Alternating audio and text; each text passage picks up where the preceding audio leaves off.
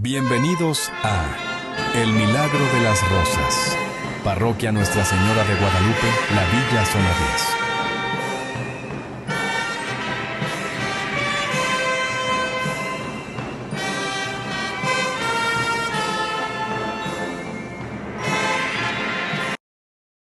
Muy buenas noches, bienvenidos al programa El Milagro de las Rosas, el programa de la Pastoral de Religiosidad Popular de la Parroquia Nuestra Señora de Guadalupe en la Villa, zona número 10.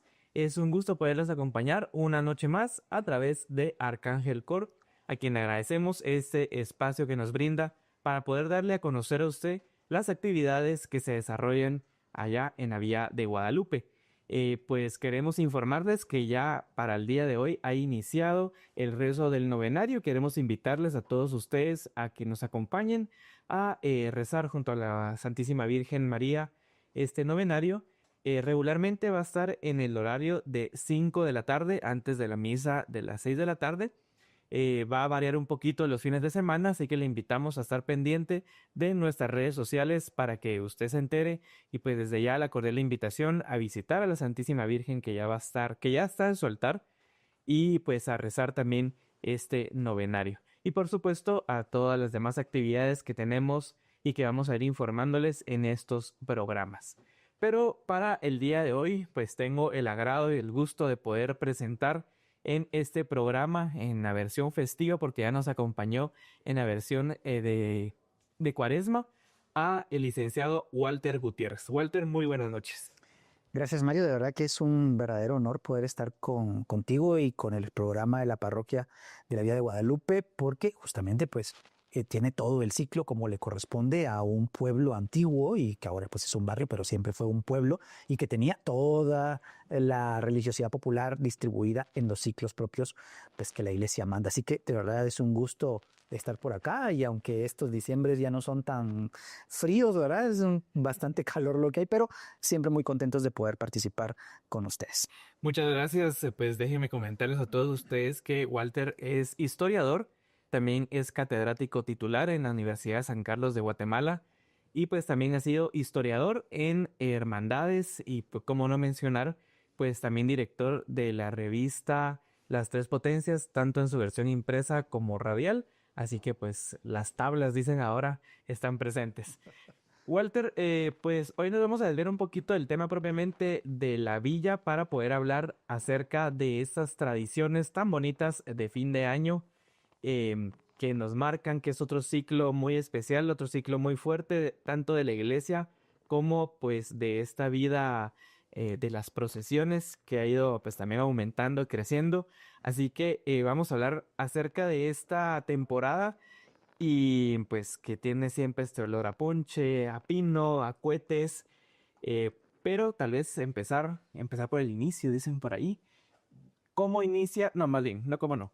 ¿En qué parte de nuestra tradición popular inicia, podemos decir que inicia esta temporada?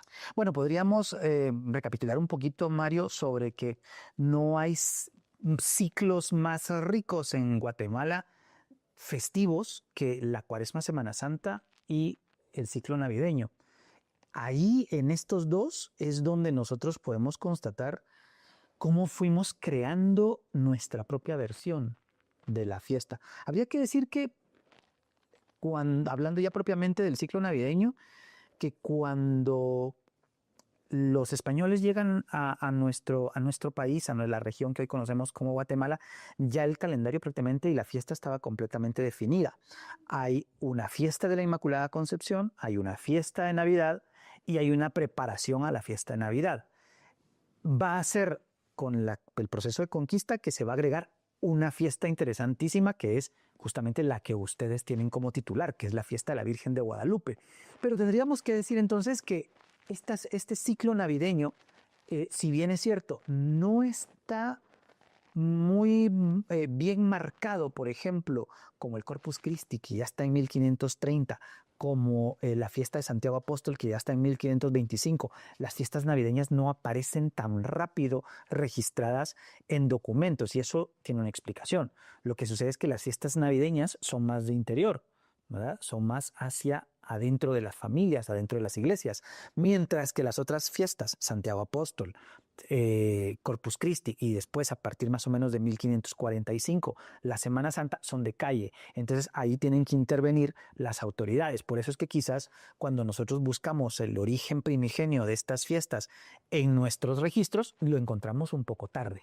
Pero sí me gustaría decir que para 1620, cuando Tomás Gage, que es un fraile dominico, que viene a Guatemala y que empieza a trabajar en la evangelización de algunos lugares como Mixco, Pinula, viaja por Amatitlán, por los Zacatepeques y está en la Antigua, él sí ya describe completamente nuestras fiestas decembrinas. Y ya empieza a hablarse de cuestiones como las que mencionaste hace un momentito.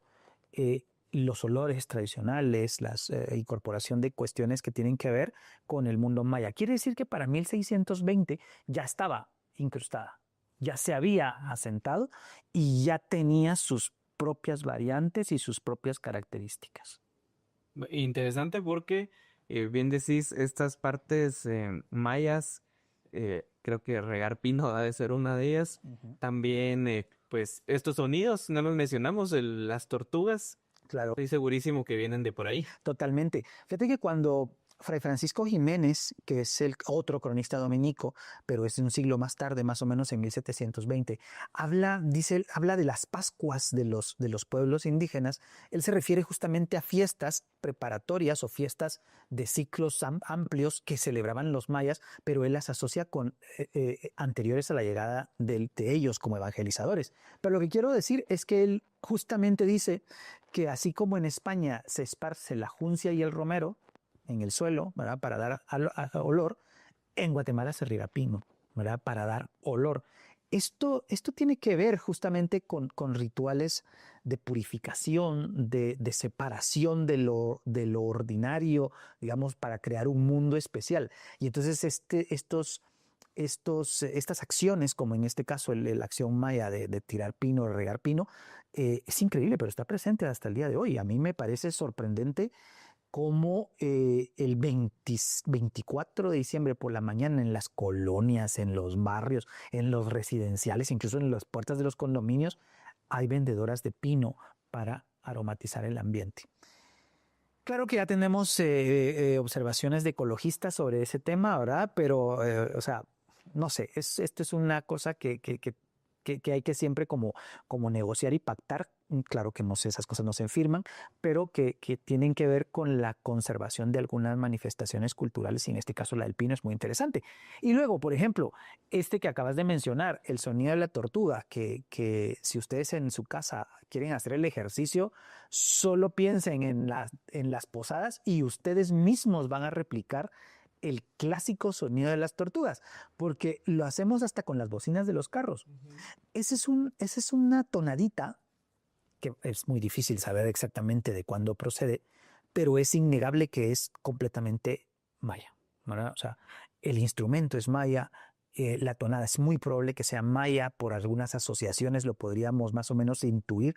Por ejemplo, el sonido del tun que se usa todavía o que se hace todavía en Mixco, ¿verdad?, que tiene una tonada similar. Esas tonadas que no corresponden con las estructuras occidentales, pues suelen ser de procedencia maya. Entonces, esto se convirtió, fíjense ustedes, en parte de nuestra Navidad, ¿verdad? O sea, no existen en otro lado del mundo, ¿verdad? Son parte de nuestra Navidad.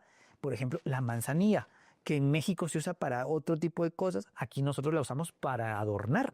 Eso les causa a veces cierto asombro, pero el olor de la manzanilla es un olor que es netamente mesoamericano y que en el caso nuestro se usa como adorno. Mesoamérica es muy rica. Cuando digo Mesoamérica estoy hablando más o menos del centro de México hasta por lo menos toda Guatemala, Salvador, casi completo. Tiene algunas cuestiones que son como universales, que son muy interesantes, porque decimos Mesoamérica le dio 3 cosas a la Navidad del mundo. La Pascua, ¿sí? Que tú ves Pascuas hasta en África para adornar la Navidad, y entonces ¿de dónde salió? De Mesoamérica. Comer pavo, que a ver, el pavo mesoamericano es el que se populariza para que después aparezca en las mesas de todo el mundo el día de Navidad. Y la otra cosa es el chocolate. ¿verdad? Beber chocolate, que es una cosa muy, muy de Mesoamérica. Y aparte están las cosas que son particulares de Guatemala, pero que no salen de Guatemala, ¿verdad? Como esto que acabamos de decir, la manzanilla, el sonido de la tortuga y estas cuestiones que nos enriquecieron muchísimo. Y que volvemos con esto. Tomás Gage ya lo cita algunas, ¿verdad? No todas, pero cita algunas, como por ejemplo el nacimiento, etcétera. Claro, no, es muy interesante ver cómo vamos también haciendo propia esta fiesta y también tener nuestras propias, pues, iconos, ¿verdad? Podríamos llamarle. Digamos, en mi casa nunca ha faltado también la pacaya, las hojas de pacaya, ¿verdad? Sí, Para sí. adornar. Y pues cada familia también tendrá y le irá añadiendo o quitando algunos elementos dependiendo pues de sus tradiciones. Pero Walter, creo yo que marcamos el inicio de esta temporada con una de las actividades tradicionales con que también se han ido quedando en el olvido tanto por, por todo este movimiento comercial y por los ecologistas que mencionas, que es la quema del diablo. Claro. Bueno, la quema del diablo es una de las más controvertidas, Sí. pero digo, ¿verdad? Y es interesante porque, a ver, ya en este momento del siglo XXI ya tenemos hasta una distorsión total del sentido de la celebración. Hay gente que te dice, ¿cómo vamos a celebrar al diablo? A ver, no estamos celebrando al diablo, estamos quemando al diablo. Sí, pero es que el diablo está feliz en el infierno. ¿Pero de dónde saca eso? ¿Verdad? O sea, si tú lees la doctrina, ¿verdad? O sea, el diablo no está en un lugar reinando justamente como eso, como rey, sino está en un lugar de castigo. Quemar al diablo no es en ninguna medida una celebración, sino es es una representación, es un símbolo, ¿verdad? De ese castigo, de esa pena, de esa derrota. Ojo con esta última palabra, derrota, porque lo que va a pasar el 8 es el inicio de la redención, ¿sí? El 8, que María es concebida sin pecado original, es el principio del fin de ese pecado, del pecado de Satanás. Por lo tanto, la víspera, y eso es interesante, porque por eso es a las 6 de la tarde, porque es en la víspera de la gran fiesta. Las grandes fiestas tienen vísperas, ¿verdad? Y entonces, cuando ya estás en víspera, dices, ya es la fiesta. Entonces, a las 6 de la tarde, en el momento en que se acaba el 5 de diciembre, perdón, el 7 de diciembre litúrgicamente y comienza el 8 litúrgicamente, ahí se realiza la luminaria. Ahora, esto es una cuestión que ha variado muchísimo, porque ahorita acabo de referirme solo a la parte, vamos a decirlo así, como teórica de la celebración. Pero en realidad hay otra parte, que es la parte cultural, que ha ido modificándose a través del tiempo. Las luminarias de la Inmaculada Concepción eran una actividad oficial de las ciudades. No lo hacíamos solo en Guatemala, lo hacían todos los países hispanos, porque en las vísperas se acostumbraba a hacer esas luminarias para iluminar, justamente, valga la redundancia, la fiesta. Cuando el Estado deja de hacerlo ya en el siglo XIX, porque ya no sé, el Estado no va a hacer, no va a mantener esa filiación con la religión católica, pues entonces lo hace la gente. Entonces la gente empieza a juntar sus cosas y a que prenderles fuego. Resulta muy interesante que, por ejemplo, luminarias, todavía yo vi a mis abuelos hacer luminarias el 24 de diciembre. O sea, se hacían luminarias porque se hacían para todas las grandes fiestas. Entonces el 24 de diciembre a las 6 de la tarde ellos también hacían luminarias. Pero, por ejemplo, en España todavía el 23 de junio, vísperas de San Juan, también se hacen luminarias. Insisto, son actividades, vamos a decirlas así, como normales en esa época. Pero en Guatemala van a tomar esa última forma a partir del siglo XIX y pues durante todo el siglo XX se fortalecieron muchísimo, ¿no? Bueno, y se ha transformado al final porque Totalmente. ahora vemos el montón de piñatas. Claro, decía, el licenciado Miguel Álvarez lo decía hace unos 20 años, o tal vez un poquito más. Las piñatas salvaron la fiesta. Porque si yo recuerdo, por ejemplo, en donde yo vivo, que es en Nueva Montserrat, se hacían competencias por hacer fogatas gigantescas, pero eran unas cosas enormes, pero todavía eran de zacates, ¿verdad? Pero llegó un momento en que la gente quemó cualquier cosa y entonces ahí sí tuvimos una crisis de contaminación mucho mayor de la que normalmente tenemos en la ciudad de Guatemala. Y las piñatas son una buena solución. Sí, al final pues qué bueno que se dejó de quemar basura, que era lo que Sí. la gente tuvo esa tendencia en algún momento. Y ahora pues serán las piñatas. famosas, por ejemplo, la que se quema en el Parque Colón, que es una piñata muy grande, pero cada familia tendrá su tradición. Vamos a continuar después de esta pausa conversando más sobre lo que siguen en estas fiestas de la Navidad.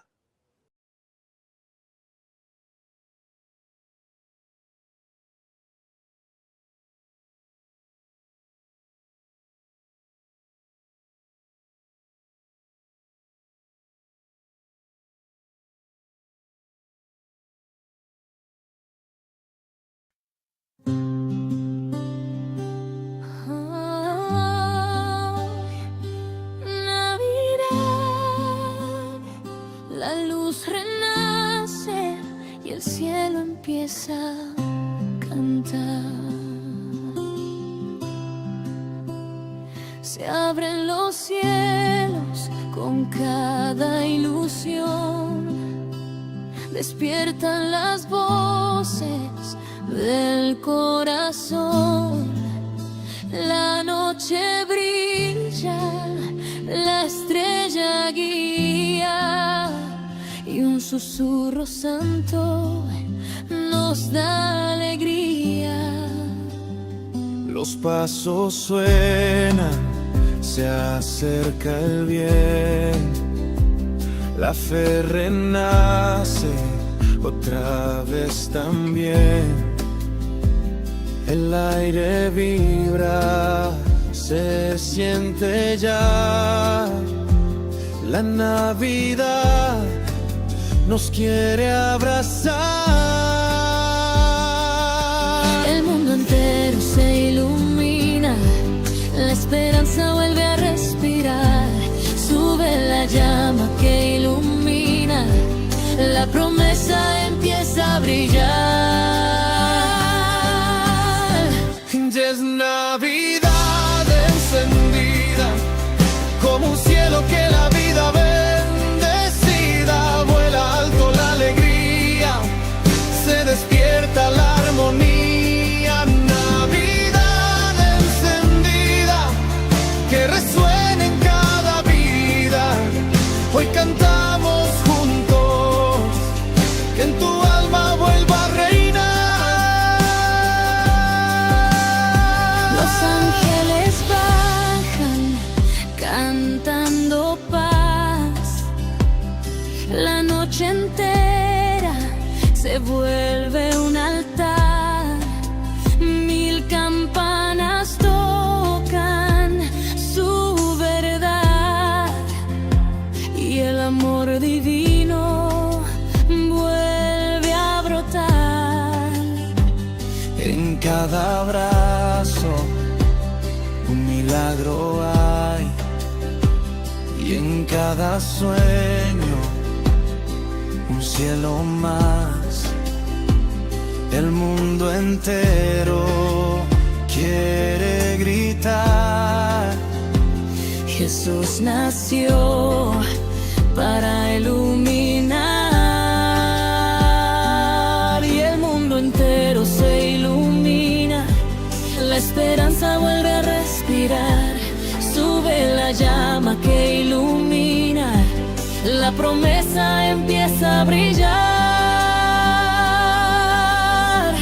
Ser Navidad encendida, como un coro que la tierra sacude unida. Que se eleve la alegría, que despierte la armonía. Navidad encendida, fuego santo que nos guía. Hoy cantamos juntos, que tu espíritu vuelva a volar.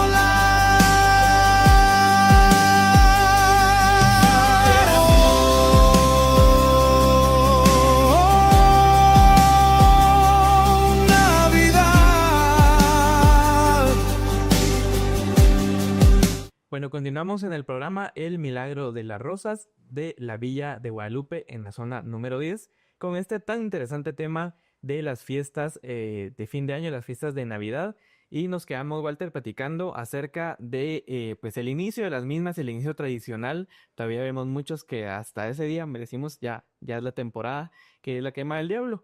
y que da precisamente esta pauta, este pie a la celebración, una de las celebraciones más grandes de la iglesia, creo yo, me atrevería a decir, que es la Inmaculada Concepción y pues ya los famosos rezados, aunque yo creo que ya no son tan rezados como fueron originalmente.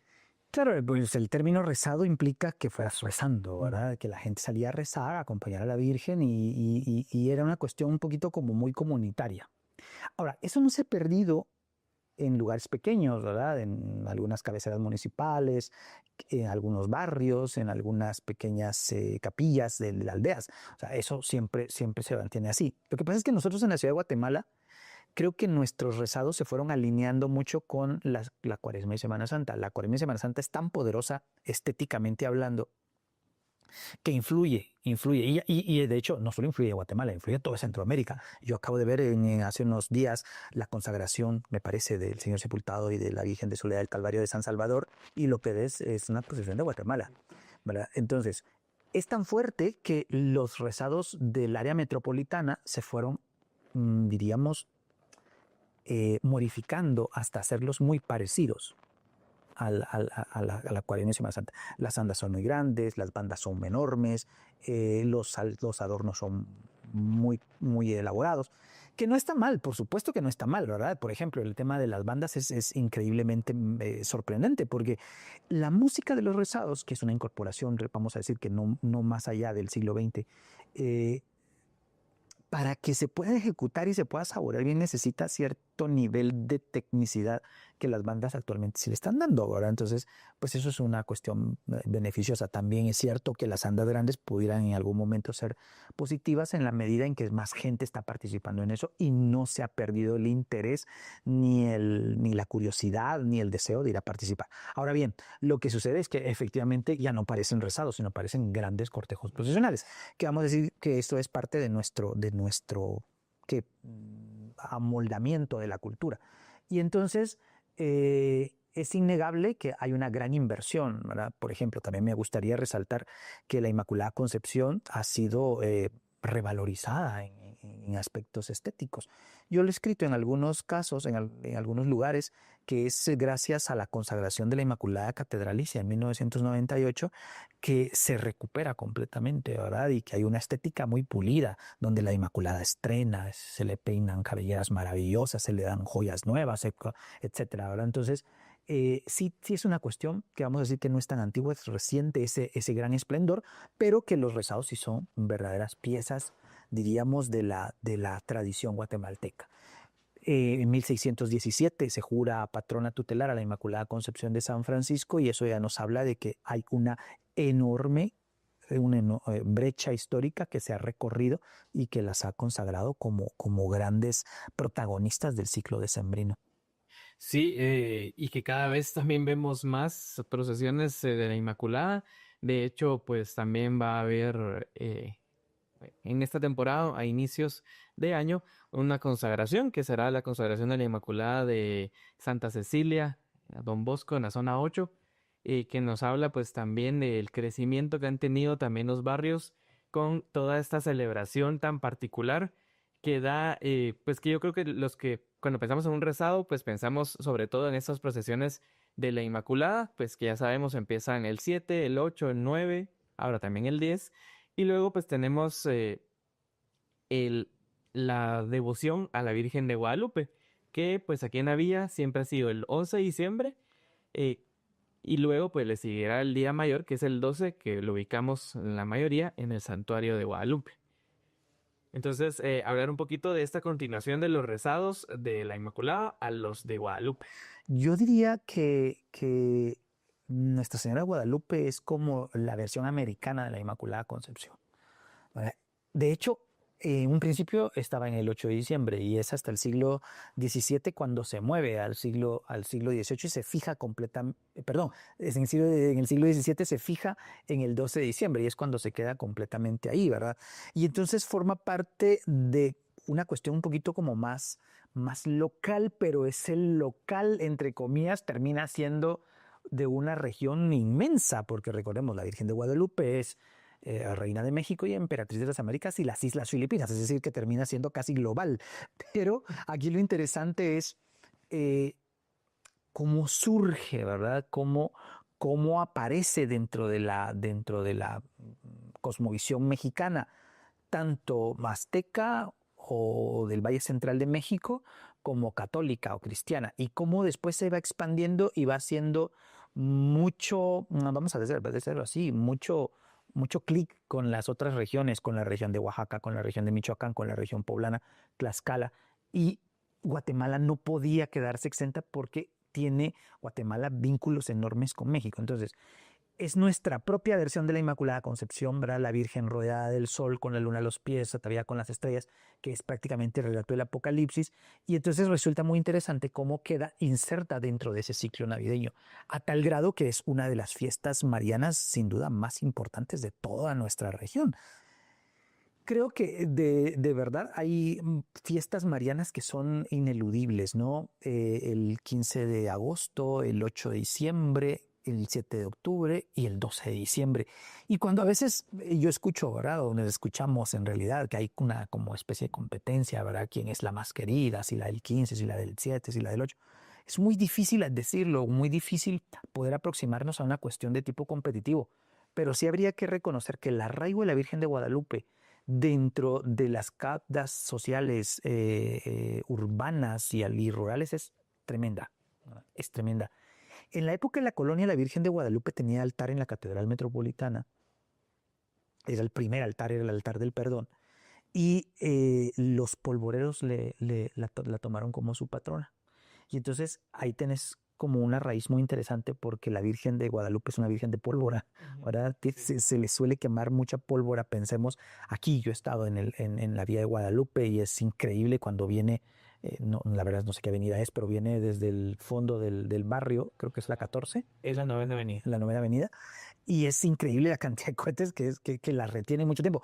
Pero piensen en la procesión del santuario de la zona 1, o piensen en la procesión de Guadalupe de Guajitos, por ejemplo. Entonces, sí, definitivamente como que se quedó mucho en la mente de la gente el hecho de que haya sido la patrona de los polvoreros.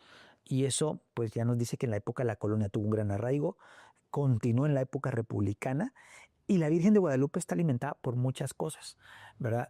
Ese amor, ese cariño, que es la Virgen Morena, entonces la ubicamos con nuestro mismo pueblo, con nuestra misma constitución étnica, pero al mismo tiempo hay cosas interesantes como el hecho de formar parte de los recuerdos infantiles de las familias. O sea, las familias católicas visten a los niños, ¿no? A la usanza de Juan Diego, pero las niñas van a la usanza maya. Y de alguna manera eso te crea un vínculo tremendo con ella. Porque los niños, si se cumple la tradición de 7 años, recuerdan eso y entonces no se olvida. Y entonces siempre crean ese vínculo con la Virgen de Guadalupe. Sí, detalles muy interesantes. Vemos, por ejemplo, en las procesiones que también ofrendan los sombreritos, generalmente de los niños, se los dejan ahí a la Santísima Virgen. Y otro detalle muy particular es que tal vez no es tanto pues una procesión, ¿verdad? El detalle, sino es la visita de los fieles a la Santísima Virgen. Vemos, bueno, el santuario de Guadalupe se llena muchísimo los días, desde a partir del 10 de diciembre, el 12, no digamos, aquí en la villa, pues también vemos gente venir desde el 9 de diciembre, más o menos, que vienen a visitar a la Virgen, a tomarse una foto, siempre está ese recuerdo, que yo sigo pensando que esta es una de esas devociones en donde rebasa un poco la parte de la procesión, y pues se enfoca también en una visita a ella. A ella. Y es que lo que sucede, Mario, es que la Virgen de Guadalupe, pues primigeniamente es una pintura. Y entonces los guatemaltecos no hacemos procesiones de pinturas, ¿verdad? Y de hecho es interesante porque como es un culto interior, entonces exige la presencia de una pintura. Por ejemplo, la pintura que tiene la Vía de Guadalupe es una pintura de calidad extraordinaria y procedente de México. En la época de la colonia hubo pintores en Nueva España que tenían como una licencia especial para hacer los retratos de la Virgen. Entonces decía, tocado del original, quiere decir que lo ponían con el lienzo original y eso hacía que, eso extraordinario del original de México se transmitiera a estas otras pinturas que vienen a Guatemala. Entonces, por ejemplo, el de la Vía es maravilloso, entonces hay que irlo a ver. Por ejemplo, en Villanueva tenemos uno también muy bueno, entonces eso hace que se hagan peregrinaciones. Lo extraordinario para nuestro caso es que los guatemaltecos hacemos esculturas de la Virgen de Guadalupe, ¿verdad? No es suficiente el cuadro, hay que sacarlo, pero el guatemalteco siempre se ha inclinado más por la escultura y entonces hay que hacer esculturas. Hay esculturas maravillosas como por ejemplo la de San Cristóbal Totonicapán, que es una Virgen de Guadalupe del siglo XVIII, que es increíblemente hermosa. Entonces te demuestra que el guatemalteco, pues en algunos casos no solo quiere ir a la peregrinación y ver a la Virgen en la iglesia, sino que también la quiere en las calles. Sí, detalles muy interesantes. Vamos a continuar con esta conversación ya en la última parte, después de esta muy breve pausa. Yeah. Oh, yeah. Brilla la estrella en el cielo. Llega la Navidad llena de amor y consuelo. Es tiempo de celebrar que el niño Jesús nazca en tu corazón, llene tu vida de paz y bendición, rodeado de abrazos y calor del hogar. Arcángel Cor les desea feliz Navidad. Oh, oh, oh, yeah. Oh, oh, oh. Ríe, canta, comparte alegría. Enciende la luz de la fe, que cada momento sea armonía y la esperanza crezca en tu ser. Que el niño Jesús nazca en tu corazón, llene tu vida de paz y bendición, rodeado de abrazos y calor del hogar. Arcángel Cor les desea feliz Navidad. Que el niño Jesús nazca en tu corazón, llene tu vida de paz y bendición, rodeado de abrazos y calor del hogar. Arcángel Cor les desea feliz Navidad. Campanas suenan, la magia está aquí, la familia y amigos juntos están. Que la luz del amor nunca se apague y la Navidad en tu vida siempre esté.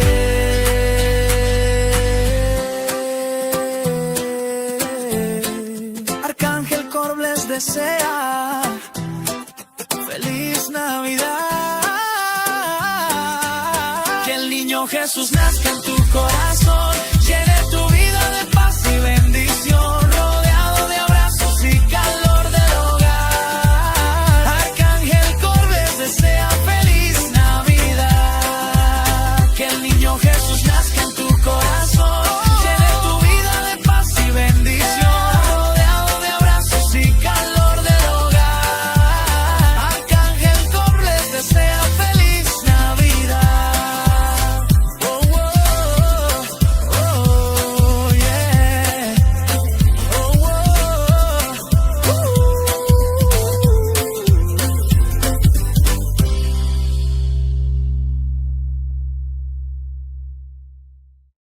Bueno, continuamos y para ir concluyendo ya con estas fiestas, ya hemos pasado la Inmaculada y la Virgen de Guadalupe, pues tal vez ahí podemos decir que cerramos un poco la parte de los rezados procesionales y nos quedamos ya con la última parte, Walter, que serán las posadas, que inician tradicionalmente el 16, sí, sí. Bueno, estamos en la fase cristológica del ciclo, ¿no? Las posadas y la natividad del niño Jesús.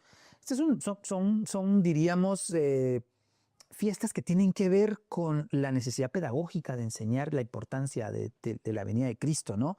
Los sacerdotes franciscanos son los que generan la costumbre del nacimiento, pero ya en 1620, como mencionaba al principio del programa, Tomás Gage dice que hay nacimientos en todo el país, especialmente en las parroquias dominicas. Eso quiere decir que no los franciscanos, si bien es cierto, son los grandes impulsores históricos, no son ellos exclusivamente los que lo traen a Guatemala. Tampoco es cierto, fíjate Mario, y eso es interesante, que sea el hermano Pedro quien los traiga, ¿verdad? El hermano Pedro viene a Guatemala hasta 1650, más o menos, en esa década. Pero sí podríamos decir que él los impulsa gracias a la creación de la Orden de Belén, donde Belén, el misterio como tal, es el emblema de la orden. Y en las biografías del hermano Pedro hay, por ejemplo, relatos de posadas y de nacimientos. Entonces eso quizás se ha confundido creyendo que es él quien los introduce, pero cuando él viene ya existen en Guatemala. Las órdenes religiosas, los agustinos, los dominicos y los franciscanos en México y en Guatemala, habría que agregar a los mercedarios, ya impulsaron esta elaboración de nacimientos en las iglesias especialmente, y también ya tenían la costumbre de hacer esa peregrinación de 9 días para representar el camino que va de Nazaret a Belén como presagio o como preámbulo al nacimiento de Cristo. Es decir, que son tradiciones sumamente antiguas, muy bien arraigadas en Guatemala. A mí me parece sorprendente que a veces vas en el tráfico y encontrás una posadita arriba del carro, ¿verdad? Y la gente empieza a bocinar haciendo el sonido de la tortuga, y eso te dice que está muy viva, ¿no? Sí, claro que en la parroquia tenemos un aproximado de 12 posadas de los diferentes grupos, que pues el objetivo también es visitar la mayor cantidad de casas de los vecinos y por supuesto darle la oportunidad a cada uno de los grupos que forman parte de la parroquia de poder participar. Y aparte están las capillas que también forman parte de este grupo. Entonces estamos hablando de que son muchísimas posadas, que esa es una buena solución, porque es mejor tener muchas posadas que respetemos los 9 días y no posadas que comiencen desde el 1 de diciembre porque parecen un poco interminables, ¿no? Pero tiene sentido el hecho de ser 9. Ustedes saben que las novenas son parte de nuestra cosmovisión católica y tienen una función, diríamos, establecida dentro del ritual. Claro, y bueno, las posadas, el nacimiento, creo yo que pues todos lo conocemos. Armamos algún detalle particular, Walter, que podamos mencionar. Pues esos elementos tan típicos de Guatemala, ¿no? El aserrín teñido, los musgos, que si bien es cierto hay en otras partes del mundo, pero le dan un sabor único.